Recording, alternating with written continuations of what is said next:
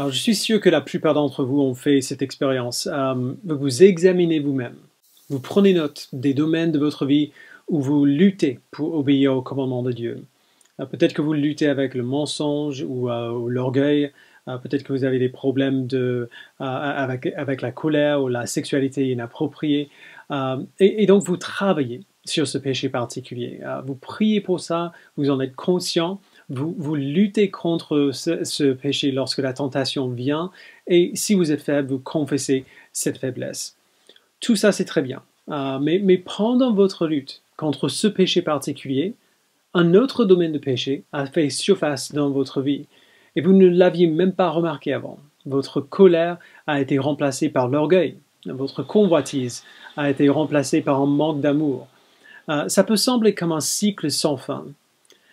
La semaine dernière, nous avons vu 1 Pierre 4, versets 1 à 6, où Pierre nous encourage à être prêts à souffrir afin d'éviter le péché, parce que souffrir pour l'obéissance montre la sincérité de notre repentance.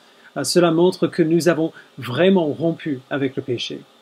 Souffrir pour l'obéissance nous identifie comme le peuple de Dieu aux autres, et souffrir pour l'obéissance nous rappelle des promesses que peu importe ce que nous souffrons pour lutter contre le péché, cela en vaut largement la peine. Ça, c'était un rappel essentiel et glorieux. Mais tout seul, ce rappel est incomplet. Si Pierre s'était arrêté au verset 6, on aurait pu se trouver dans une communauté de croyants qui se caractérise principalement par ce qu'ils rejettent.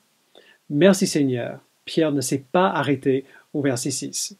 Il ne fait aucune transition après avoir parlé de l'espérance qui nous attend après la mort. Au verset 7, il nous dit « La fin de toute chose est proche ». Alors ce n'est pas seulement une question de ce qui se passe après la mort. Pierre nous rappelle que bientôt tout ce que nous verrons, tout ce que nous voyons prendra fin, au moins sous sa forme actuelle. Bientôt, Christ reviendra, les morts ressusciteront, Dieu jugera les vivants et les morts, et nous entrerons dans la vie éternelle avec lui. Alors que ce soit la mort qui marque la transition pour nous ou que ce soit le retour de Christ, nous devons être prêts. Et Pierre nous dit comment être prêts. Il nous rappelle de cette vérité essentielle. Faire seulement ce qu'il nous dit dans le verset 1 à 6, seulement se détourner du péché, ne suffit pas. Nos cœurs sont habitués au péché. Si nous nous détournons seulement du péché, un autre péché va prendre sa place. Et donc Pierre nous rappelle que lorsque nous faisons demi-tour, lorsque nous mettons notre dos au péché, il faut ensuite commencer à courir dans l'autre sens. Lorsque nous enlevons le péché de nos vies, comme il nous a dit de faire dans les versets précédents, nous devons remplacer ce péché par autre chose. Nous devons faire l'expérience de ce que le théologien écossais Thomas Chalmers appelle la puissance expulsive d'une nouvelle affection. Alors pour le dire simplement, la seule manière de vraiment fuir le péché, c'est de poursuivre activement la justice. Cela ne suffit pas de savoir ce qui convient de rejeter, nous devons savoir ce que nous devons poursuivre. Et dans le texte d'aujourd'hui, Pierre nous montre ce qu'il faut poursuivre. Il ne parle pas de manière générale, donc il ne dit pas tout ce que nous sommes appelés à poursuivre dans la vie chrétienne, mais plutôt ce que nous devons poursuivre dans la vie de l'Église que nous vivons ensemble. Alors, si nous sommes un peuple qui se définit non seulement par ce que nous rejetons, mais aussi, surtout, par ce que nous poursuivons, quelles sont ces choses? Qu'est-ce que nous sommes appelés à poursuivre? Qu'est-ce que nous sommes appelés à faire et à être en tant que corps local de Christ à Paris?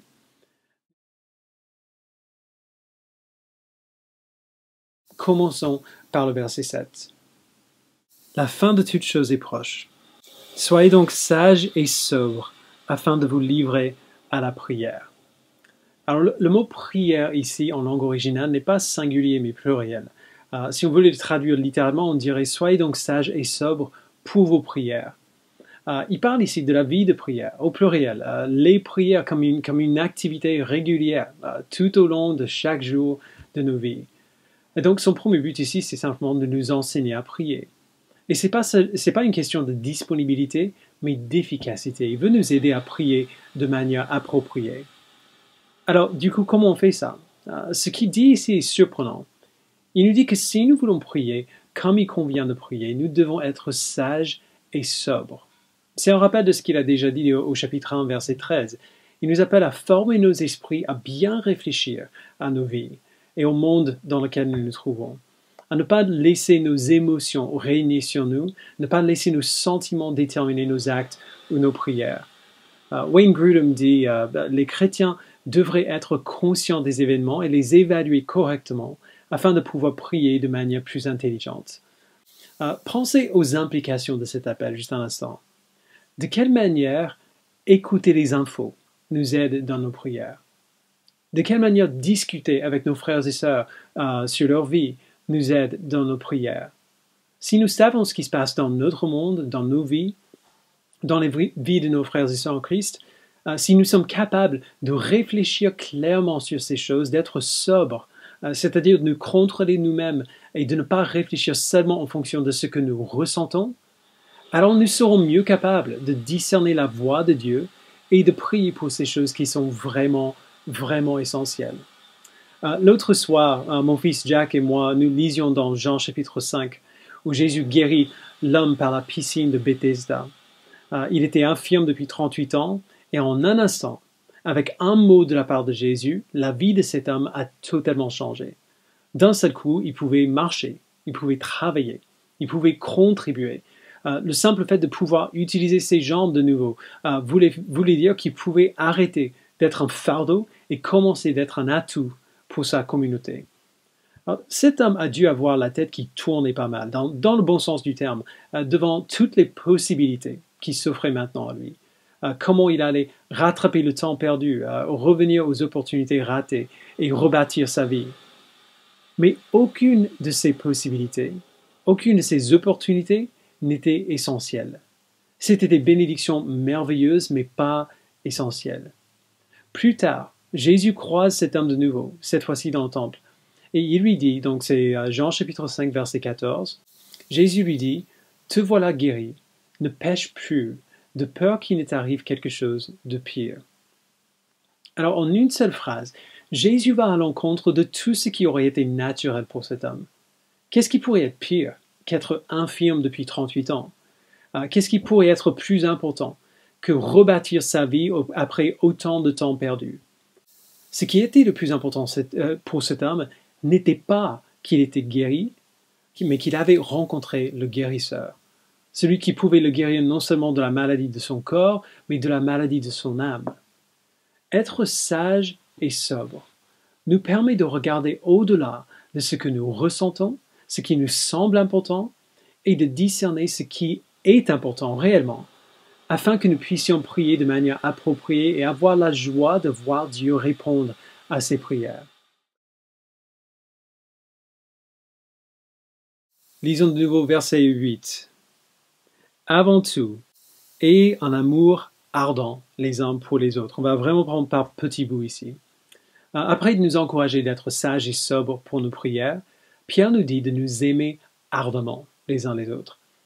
C'est une idée qui est bizarrement difficile à saisir et encore plus difficile à faire parce que souvent il y a un écart entre l'idée et la réalité. Quand les gens pensent à l'amour chrétien, ils pensent souvent à deux choses en particulier.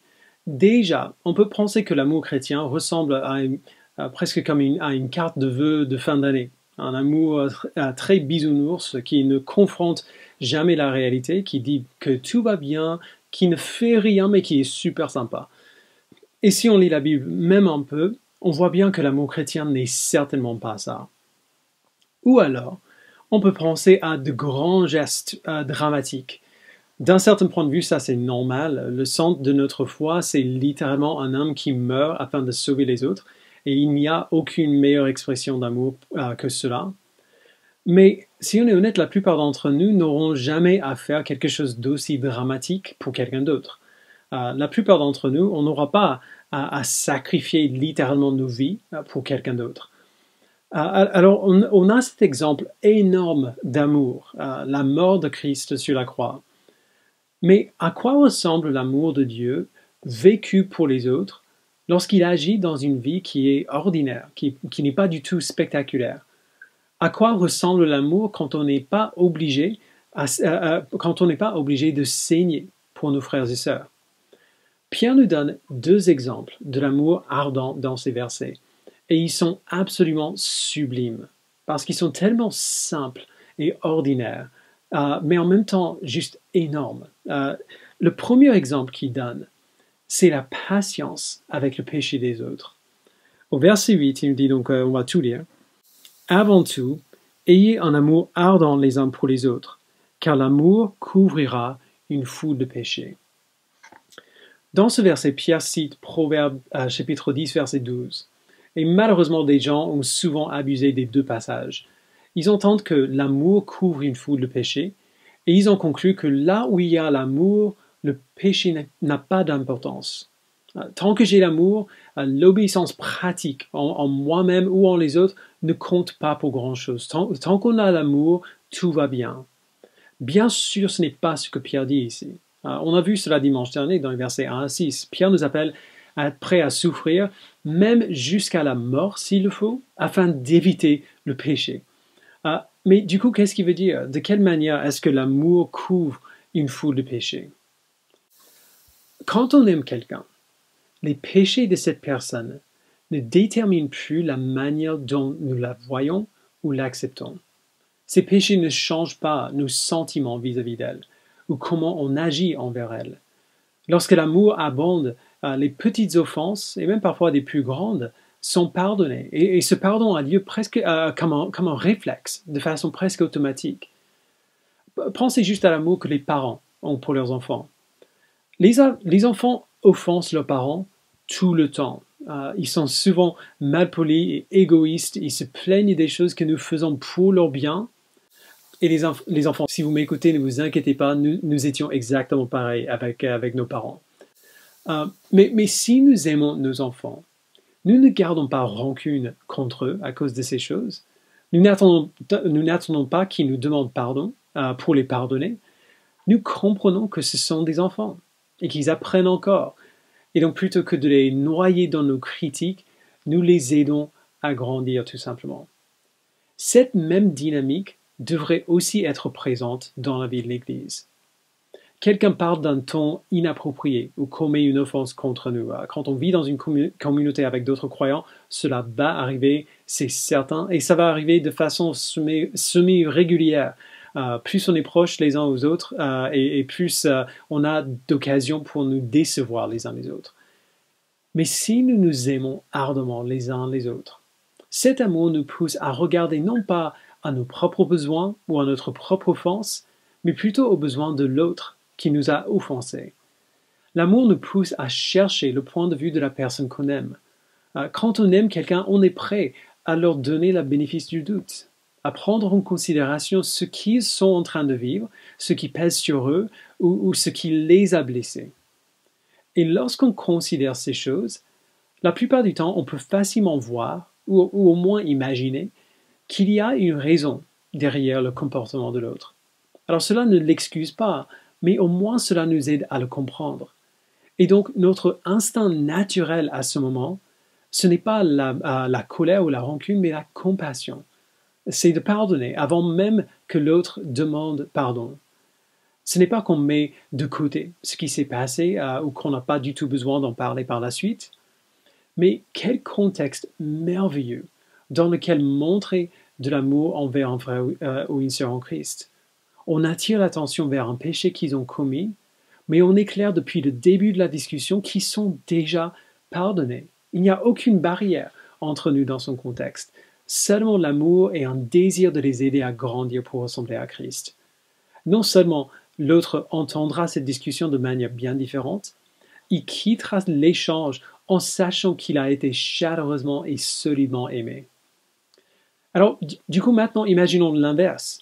Lorsque l'amour manque, les petites offenses semblent grandes et les grandes offenses semblent horriblement grandes.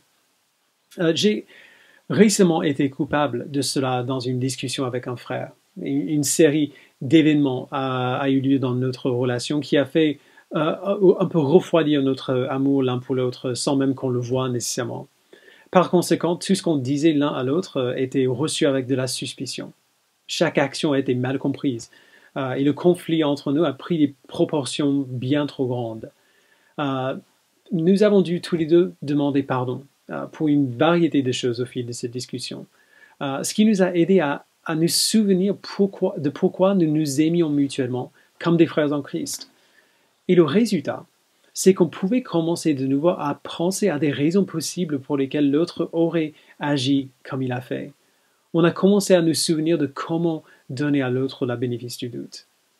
C'est ce que Pierre dit quand il dit que l'amour couvre une foule de péchés. Il ne veut pas dire que l'amour annule le péché, que l'amour peut simplement gommer son propre péché ou le péché des autres. Il n'y a que Christ qui peut effacer notre péché. Il veut dire que lorsqu'on s'aime les uns les autres, notre attitude envers le péché de nos frères et sœurs change. Nous sommes plus patients avec leurs erreurs quand on les aime, et plus rapides à confesser nos propres fautes quand nous savons que nous sommes aimés. Le deuxième exemple que Pierre donne de cet amour ardent est presque plus surprenant que le premier parce qu'il est tellement simple, tellement terre à terre, que souvent on n'y pense même pas. Il dit donc, verset 9, « Exercez l'hospitalité les uns envers les autres sans murmurer. » L'amour ardent, qui nécessairement place les autres au-dessus de soi-même, trouve son expression la plus basique et la plus pratique dans l'hospitalité généreuse. Pas l'hospitalité à contre-cœur, pas l'obligation d'être hospitalier, mais l'hospitalité qui sort toute seule comme un résultat de notre amour. Je vais vous dire quelque chose que vous savez déjà. L'hospitalité, c'est l'accueil chaleureux et généreux de celui ou celle qui est devant nous. C'est ouvrir nos foyers, ouvrir nos vies, afin de recevoir la présence de quelqu'un d'autre. Alors ça, c'est pas nouveau, on le sait déjà, mais nous devons absolument voir le lien entre l'hospitalité et l'évangile. Les amis, l'hospitalité est l'acte le plus évangélique que nous pouvons faire. Pensez à ce qu'est l'évangile. L'évangile, c'est la bonne nouvelle de Dieu qui rassemble ses enfants de toutes les nations, de tous les coins du monde, grâce à l'œuvre de salut de Jésus-Christ. Lorsque Dieu nous sauve, il ne prend pas en considération d'où nous venons, quelle langue nous parlons, notre arrière-plan ou nos talents. Il nous prend tels que nous sommes, qui que nous soyons. C'est la définition même de l'hospitalité. C'est l'accueil généreux de tous ceux et celles qui veulent venir. Plusieurs d'entre vous ont récemment écouté le témoignage d'Alex sur le site de l'église, sur le Slack de l'église, pardon. Sa maman et lui étaient dans le besoin. Ils ont été accueillis dans la maison de leur pasteur à l'époque. Ils ont littéralement vécu avec lui et sa famille pendant des années. Tout le monde qui connaît Alex voit la compassion qui le motive. Et c'est normal. Alex comprend mieux que beaucoup de gens ce à quoi ressemble la compassion de Christ pour nous, parce qu'il a vécu devant ses yeux dans la vie de son pasteur et de sa famille. Combien d'entre nous ont rencontré Christ à travers le témoignage des gens qui n'avaient aucune raison pour nous accueillir, mais qui nous ont accueillis quand même? Combien d'entre nous ont compris l'amour de Dieu à travers le témoignage des gens qui n'avaient aucune raison pour nous aimer, mais qui nous ont aimés quand même? Évidemment, il n'y a pas de vrai témoignage de l'Évangile si l'Évangile n'est pas partagé verbalement, genre en parole. Mais en même temps, il n'y a aucune raison pour laquelle les gens devraient écouter ce que nous leur disons sur l'Évangile si nous ne leur montrons pas de l'hospitalité. Parce que l'hospitalité, c'est l'acte le plus approprié que nous pouvons faire pour accompagner l'évangélisation. Et ce qui est encore plus incroyable ici, c'est que Pierre nous dit d'exercer l'hospitalité, pas seulement envers ceux qui ne connaissent pas Christ, même si on devrait faire ça, il nous dit de montrer de l'hospitalité les uns envers les autres, à d'autres chrétiens. Pourquoi? Parce que l'évangile n'est pas seulement ce qui nous a sauvés, c'est aussi ce qui nous forme. L'amour de Dieu n'est pas seulement pour les pécheurs qui ont besoin d'un sauveur, il est aussi pour des saints qui ont besoin d'un père. Dans les premières années de connexion, ma famille et moi, on a fait une expérience juste merveilleuse. Alors Jack, il était petit, il avait 2-3 ans, et donc c'était difficile pour nous de sortir pour dîner dans un restaurant ou chez quelqu'un. Alors un jour, 3 jeunes hommes de l'église, donc Jean-Daniel, Eliezer et Raphaël, ont proposé de nous montrer de l'hospitalité chez nous. Ils ont amené plein de nourriture à notre appart un dimanche après-midi. Ils ont passé des heures dans notre cuisine à préparer un plat délicieux, vraiment, vraiment bon. Du canard à l'orange et une tarte tatin, si je m'en souviens bien. Ils ont joué avec Jack pendant que le plat était dans le four. Et puis, on a tous mangé ensemble. Puis, le dessert a pris bien plus longtemps que prévu. Et il était tard. Et donc, ils sont revenus le lendemain soir pour préparer le dessert et le manger avec nous. C'était tellement simple, facile à faire. Mais depuis qu'on a implanté l'Église, il y a eu très peu de moments dans lesquels nous nous sentions plus aimés que ces 2 soirées-là. C'est un souvenir très précieux pour nous. Frères et sœurs, nous sommes appelés à avoir un amour ardent les uns pour les autres, à être patients avec les péchés de nos frères et sœurs. Nous sommes appelés à exercer l'hospitalité les uns envers les autres sans murmurer, parce que dans notre hospitalité, nous mettons l'Évangile en scène devant les yeux les uns des autres. Nous nous rappelons mutuellement de l'amour de Dieu pour nous en Jésus-Christ. Verset 10. Comme de bons intendants des diverses grâces de Dieu, mettez chacun au service des autres le don que vous avez reçu. Alors, avant d'aborder ce que Pierre dit ici, il faut adresser un sujet un peu délicat. Et entre parenthèses, ce sujet est un point de théologie un peu pointilleux. Et donc, si je vous perds en route, soyez patients, je nous ramènerai sur terre dans un instant. Mais il faut quand même le voir. Dans la Bible, on voit la notion des dons spirituels. On voit ces dons de manière assez fréquente dans le livre des Actes. Et puis, on a quelques rares occasions dans les lettres du Nouveau Testament où on en parle aussi. Je sais qu'un certain nombre de gens dans notre Église sont ce qu'on appelle des cessationnistes. Je vais pas mal généraliser ici, donc excusez-moi d'avance, mais les cessationnistes croient que les dons qu'on voit dans le Nouveau Testament étaient des dons qui existaient à cette époque-là, qui servaient à un but précis, et que nous ne voyons plus ces dons dans la vie de l'Église de manière légitime. Il y a d'autres gens qui sont ce qu'on appelle continuationnistes. Alors encore, je généralise. Les continuationnistes croient que ce qu'on voit dans le livre des Actes, les dons miraculeux comme le parler dans d'autres langues, la prophétie, la guérison partout, on devrait voir ces choses dans nos églises aujourd'hui. Alors, je parle pour moi-même ici. Je ne suis pas cessationniste. Je ne crois pas que les dons spirituels se sont arrêtés à la fin du Nouveau Testament. Mais je ne suis pas totalement continuationniste non plus. Je crois que beaucoup des choses qu'on voit dans certaines églises aujourd'hui, qu'on appelle des dons spirituels, ne le sont pas forcément. Je crois ces 2 choses parce que dans la Bible, nous n'avons aucune indication explicite que les dons miraculeux s'arrêteront totalement avant le retour de Christ. Mais en même temps, nous n'avons aucune indication dans le Nouveau Testament que ce qu'on voit dans le livre des Actes va continuer de la même manière jusqu'à son retour. On ne voit pas ça non plus. En fait, on a de bonnes raisons pour croire que ce qui s'est passé dans Actes était bien quelque chose de particulier pour cette époque dans l'histoire. Dans les lettres qui ont suivi ces événements, les dons spirituels sont rarement mentionnés, et s'ils devaient continuer comme dans le livre des Actes et prendre une si grande place dans notre vie, je crois que les apôtres auraient eu plus à dire à leur sujet. Mais voici la raison principale pour laquelle je me trouve dans cette position un peu à mi-chemin entre cessationniste et continuationniste.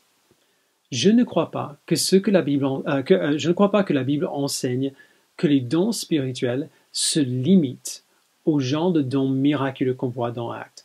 Au contraire. Et cela nous ramène à notre texte. Donc, si je vous ai perdu en route, revenez. La traduction de la Colombe traduit le verset 10 un peu plus littéralement en disant « Puisque chacun a reçu un don ». Alors, le mot pour don en grec, c'est le mot charisma, qui parle bien d'un don spirituel. Et Pierre insiste bien que dans le corps local de l'Église, si nous sommes en Christ par la puissance de l'Esprit, nous avons chacun et chacune reçu un don, ou même plus qu'un seul, parce que la grâce de Dieu est si diverse.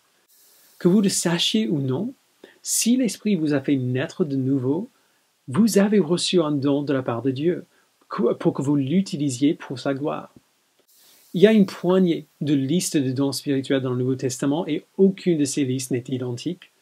Et la plupart d'entre elles contiennent des choses qu'on ne considérerait jamais comme, ou pas généralement en tout cas, comme des dons spirituels, mais plutôt comme des choses ordinaires qu'on arrive à faire. Romains 12 parle du service, de l'encouragement, du leadership, de la générosité. 1 Corinthiens 12 parle de l'administration. Alors, qui aurait cru que l'administration puisse être un don spirituel? Voici pourquoi je dis tout ça. Quand la Bible parle des dons spirituels, on devrait voir ces dons comme tout talent, toute capacité qui nous a été donnée par Dieu et que le Saint-Esprit utilise pour édifier l'Église. Et c'est précisément cela qu'on voit ici. Quand Pierre parle des dons ici, il ne parle pas des choses miraculeuses. Ce sont des dons que Dieu nous donne afin que nous mettions au service de l'Église pour l'édifier.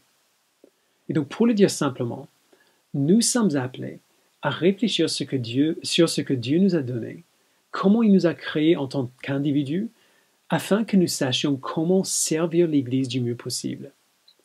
Et très souvent, ces dons vont édifier l'Église des manières que peu de gens vont voir. Le ministère ne se limite pas à des rôles visibles comme le mien. C'est pour ça que lorsque les gens me demandent comment ils peuvent servir l'Église, ma première réponse est toujours le même. Trouvez un groupe de communauté ou un autre groupe de frères et sœurs en Christ, apprenez à connaître vos frères et sœurs et aidez-les à être des disciples de Christ. Voilà notre appel à nous tous, de connaître nos frères et sœurs et de les aider à lui ressembler. C'est de ça que Jésus parlait quand il nous a dit d'aller dans toutes les nations faire des disciples. Et donc, en règle générale, cela a lieu dans de petits contextes, avec quelques personnes, ou même juste entre deux personnes, dans des situations que la majorité des gens de l'Église ne verront pas. Et ce n'est pas moins un ministère pour cela. Mais nous devons nous souvenir que la manière dont nous ferons cela va être différente pour chacun d'entre nous parce qu'on est des gens différents et que Dieu nous a donné des dons différents. Plus important que ce qu'on fait, c'est comment on le fait. Et c'est là que les deux exemples que Pierre donne ici sont tellement utiles. Il dit d'abord, donc verset 10 encore, comme de bons intendants des diverses grâces de Dieu, mettez chacun au service des autres le don que vous avez reçu. Si quelqu'un parle, qu'il annonce les paroles révélées de Dieu. Alors parler ici n'est pas seulement ce que je suis en train de faire, n'est pas seulement la prédication ou l'enseignement, mais toute activité qui nous oblige à parler. Ça peut être partager son témoignage, ça peut être encourager quelqu'un, ça peut être lire la Bible avec quelqu'un. Ça va dépendre de vous, de qui vous êtes, de ce que Dieu vous a donné. Ce qui est important, c'est que nous le fassions en prenant bien la mesure du sérieux de cet appel. Nous devons nous souvenir à tout moment que la manière dont Dieu se sert de nous pour nous édifier les uns les autres vient souvent par ce qu'on dit les uns aux autres et comment on le dit. Nous sommes appelés à aborder chaque discussion comme si cette discussion a le potentiel de changer la vie de l'autre. À réaliser qu'à n'importe quel moment, dans n'importe quelle discussion, Dieu voudrait peut-être nous utiliser pour dire quelque chose qui va aider notre frère ou notre sœur à lui ressembler. Alors on doit réfléchir avec beaucoup de sérieux sur ce qu'on dit et comment on le dit. On est appelé à considérer la possibilité bien réelle que dans chaque situation ordinaire dans laquelle on se trouve, Dieu pourrait faire un miracle en quelqu'un d'autre qui change sa vie par son esprit qui parle à travers nous. Et puis Pierre continue, donc deuxième moitié du verset 11. Si quelqu'un accomplit un service, qu'il le fasse avec la force que Dieu communique. Alors de quel type de service est-ce qu'il parle? De n'importe quel type de service. Toute aide ou encouragement qui produit un bienfait pour d'autres dans l'Église, ou pour ceux de dehors aussi d'ailleurs. Et donc il est crucial de noter que dans ces deux exemples, Dieu est la source. Si quelqu'un parle, qu'il annonce les paroles révélées de Dieu. Si quelqu'un sert, que ce soit par la force que Dieu lui accorde. Nous dépendons entièrement de Dieu pour servir ainsi et pour parler ainsi, parce que si nous oublions cela, si nous agissions par notre propre force pour notre propre gain, le service deviendrait vite épuisant, ou alors produit de l'orgueil en nos cœurs, ou alors les deux. Le sérieux de notre appel, donc être conscient que dans toutes les choses ordinaire que nous disons ou que nous faisons, Dieu est peut-être en train d'agir. Ce sérieux de notre appel nous protège du danger. À chaque fois, Dieu est la source. Il est la source des paroles que nous utilisons pour encourager et il est la source de la force par laquelle nous servons.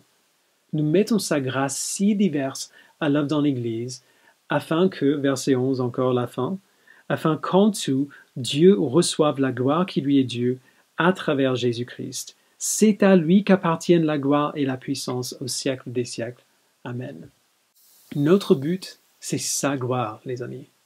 Nous ne servons pas pour que les autres nous voient servir, mais plutôt pour qu'ils voient l'amour de Dieu qui agit pour eux, pour qu'ils puissent voir la grâce variée de Dieu à l'œuvre pour bénir ses enfants. Que par notre service, les autres puissent mieux comprendre l'amour que Dieu leur a déjà montré en Christ, l'amour qui continue de leur montrer jour après jour. Frères et sœurs, nous connaissons l'amour de Dieu pour nous en Christ. Il a envoyé son Fils pour vivre notre vie et subir notre mort afin de nous réconcilier au Père. Donc voilà l'Évangile, c'est l'expression ultime de l'amour parfait. Et recevoir cet amour de la part de Dieu va nécessairement nous pousser à montrer cet amour aux autres, dans la patience avec le péché des autres, dans l'hospitalité montrée aux autres. Recevoir cet amour de la part de Dieu nous poussera à considérer nos vies, les situations dans lesquelles on se trouve, avec le plus grand sérieux, afin que nous sachions prier avec efficacité. Recevoir cet amour de la part de Dieu nous poussera à servir l'Église en mettant en pratique ce que nous avons reçu de sa part. Dans tout ce que nous faisons, il est la source et il est le but. Nous ne nous identifions plus par ce que nous rejetons seulement, mais aussi et surtout par ce que nous poursuivons. Le péché ne peut pas gagner du terrain dans notre vie ou dans l'Église lorsqu'il est remplacé par la joie que nous trouvons en connaissant Dieu et en obéissant à ses commandements. Alors, poursuivons-le. Poursuivons-le ensemble dans le corps de l'Église et montrons au monde ce à quoi ressemble l'amour de Dieu, afin que lorsqu'on parle de cet amour, lorsqu'on parle aux autres de cet amour, qu'ils voient et comprennent pourquoi c'est une si bonne nouvelle. Alors je vous invite à prier. Père, merci pour ton amour pour nous. Merci pour ton Fils que tu as donné comme l'expression parfaite de ton amour pour nous. Père, s'il y a des gens qui écoutent ce matin, qui ne te connaissent pas, je prie que tu leur donnes de te poursuivre, de te chercher. Donne-leur de prier une de ces deux prières qui s'affichent sur l'écran maintenant, qui puissent te demander de leur révéler ce qui est vrai, de les convaincre de la vérité. Ou alors qui placent leur foi en toi, qui prient cette deuxième prière comme un premier pas de foi vers toi. Accueille-les, Père, comme tu nous as accueillis, non pas à cause de quoi que ce soit qu'ils ont fait ou pas fait, mais à cause de ta grâce, pour ta gloire.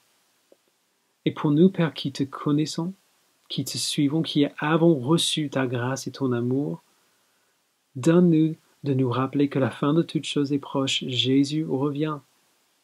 Donne-nous donc d'être sages et sobres, afin de nous livrer à la prière de manière efficace et de manière appropriée. Avant tout, Père, donne-nous un amour ardent les uns pour les autres, car l'amour couvrira une foule de péchés. Donne-nous d'être patients avec les péchés des autres. Donne-nous de pardonner de manière instinctive, que notre mode par défaut soit la compassion pour les faiblesses de nos frères et sœurs en Christ. Donne-nous, Père, d'exercer l'hospitalité les uns envers les autres sans murmurer, parce que tu nous as montré l'hospitalité en Christ. Donne-nous d'être de bons intendants des diverses grâces que nous avons reçues. Donne-nous de mettre chacun et chacune au service des autres le don que tu nous as donné.